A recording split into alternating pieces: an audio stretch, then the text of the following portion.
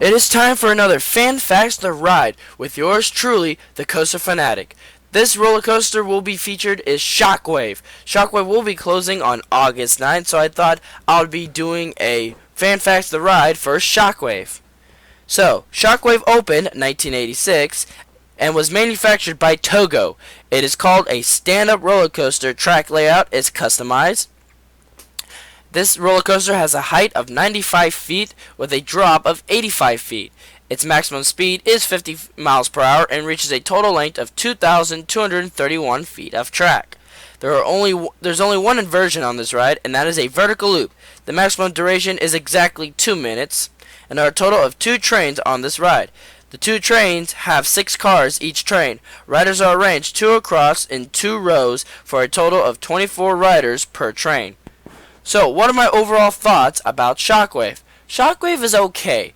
It's an okay for a standard roller coaster. For me, it's alright. There is a magic seat on this ride that makes the ride actually worth riding, and that is the final row on the right seat. It is a perfect seat, and it's the seat where I got the least amount of headbanging, and it made the ride enjoyable. The drop is actually really fun, and also the helix, of course, it's okay, but it's not great. But I really like the airtime. I think that's kind of cool. I wish more stand-up roller coasters had that, because I feel like that's a unique experience that I don't get on most stand-up roller coasters.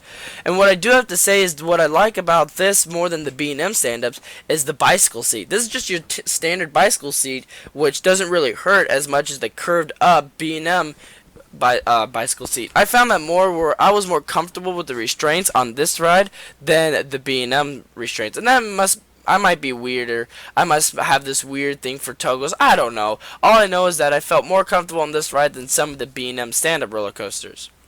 So, do I recommend riding this ride? Yes and no at the same time. It's one of those where you ride once, and if you feel like you want to ride it, you can ride it again.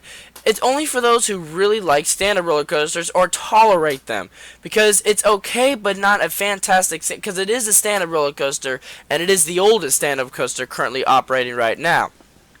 So, what is my final score out of 10 for this ride? Well, Shockwave is getting a 4 out of 10 Coaster Fanatics. Congratulations.